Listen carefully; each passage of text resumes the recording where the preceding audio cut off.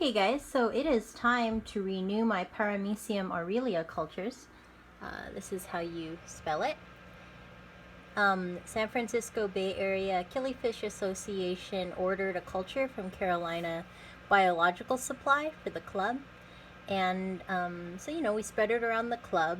It's the best, apparently it's one of the best ones for microscopic food because it's really, really small. So you can see the last time I refreshed the cultures was October 14th, about a month later, so it's time to refresh the cultures. Okay, so if you look at these cultures, I'm probably going to pull from the one on the left. There's still some bacteria at the bottom, but this culture is still pretty good. And if you smell it, it smells pretty clear still. They call it a sweet culture. However, the one on the right, you can see got contaminated, probably because the pipette fell in. And this is kind of nasty looking. It's like a semi-gelatinous something at the bottom. So we're not going to use that one. So let's get the water ready. All right, so the pot is getting set to boil. Got it on high. This is just regular tap water, untreated. And then over here, I have mortar pestle and wheat berries. So this stuff, I had to go to, where did I go? I went to Andronico's. Yeah, I went to Andronico's, which is like a local food co-op. And these are called wheat berries, and you can get them in the bulk food section. So the wheat berries are basically like wheat kernels that haven't been crushed yet. They're whole. So these are whole wheat berries. I'm going to put like 15, it doesn't even matter really, in the mortar and pestle. And as per the directions from Carolina Biological Supply, I'm going to crush them in this mortar, which is kind of fun. You just want to lightly crush them. You don't really have to get them down to a powder. So there you go. Just lightly crushed. Just enough to break open the kernel. Okay. And then all I'm going to do is add these to the boiling water. Great. So I added the wheat berries to the boiling water. You can see I really don't need a lot. I'm not even exactly sure what the volume of this is, but you don't want to put too much or else it'll get really rotten. So I'm just going to boil these for 15 minutes. I'll set the timer. All right, next step. So I finished boiling my pot of wheat berries and water. So you can see, yeah, it looks kind of gross, but I let it cool to room temperature because I did not want to inadvertently boil my poor Paramecium when I transfer them. So here you go, room temperature Paramecium water.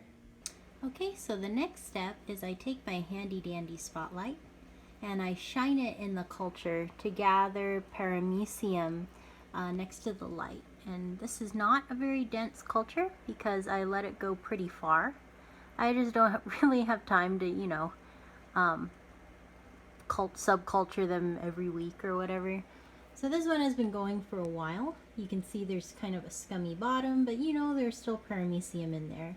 And it is definitely time to refresh it. So anyway, I'm going to gather up the Paramecium in there after they've collected, as many of them have collected near the light. Near the light. Near the light. Okay, as many of them have collected near the light as possible. Okay, as you can see, not a lot of them have gathered, but that's totally fine. Most microorganisms, unicellular organisms like these guys, reproduce by something called binary fission. Bi means two, fission means split. So that means every one of these guys has the ability to split in half to form two new individuals. And that means you can have a ginormous population explosion. Because if you, have any exponential growth like that, they're going to do what they call a bloom. So next, I have all my materials for the next step ready. I have my pot. Why won't this focus? Okay, I have my pot of Paramecium water that I also treated with Prime. I have 2 new jars that are sterilized, ready to go. You want jars that are at least 500 milliliters large, and ideally have wide open tops. Okay, so I learned my lesson. Don't use one set of narrow tops. I know this one's kind of narrow, but it still fits a pipette. And then some coffee filters and rubber bands to top it off. So what I'm going to do is I'm going to collect Paramecium, so the clear water from here, and you can't see it, but there's kind of tons of little guys swimming around. Those are the Paramecium. And I'm going to put them in here. I'm going to fill it, each one of these jars, about 1/3 full with the old culture, and then 2/3 full with the new culture. So I'm going to do that quickly. Alright, so as you can see, I mainly pulled from the top of the cultures. That's where the Paramecium are swimming. You don't want that mass of bacteria at the bottom. You will pull enough of the bacteria off the bottom, more than enough to start feeding on the new wheat berries in the new culture. So it's hard to see again, but it's cloudy and all those little guys are swimming around.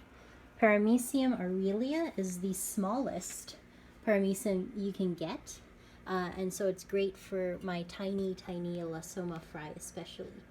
And I transferred them using a turkey baster. So what I did is I just kind of went near the light, near the top, and just drew from there to put them in here.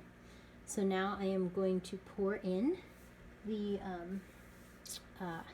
new Paramecium water. And I'm going to use a funnel. So I don't think cameraman knows that I use it, but you know, I just bleach it really well. Alright, so I added the new Paramecium water. You can see I added a few wheat berries as well. I love wheat berries compared to other potential media sources because I feel like they last a really long time. It takes the bacteria a while to break them down, and so you can sustain a good population of... Why is this not focusing? You can sustain a good population of bacteria in there for the Paramecium to eat. I stopped filling at the widest point of the jar. Well, okay, a little bit higher, but you want a lot of air exchange.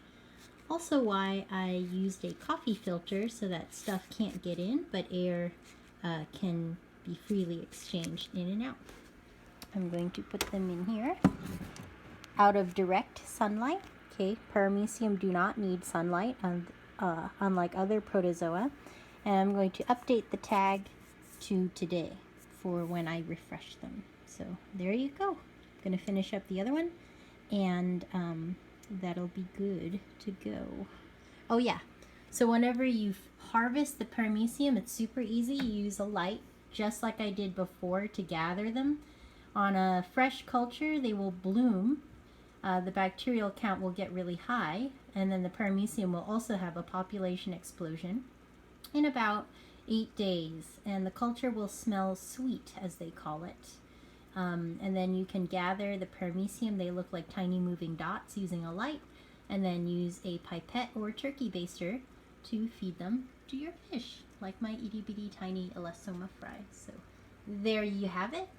Happy Paramecium growing.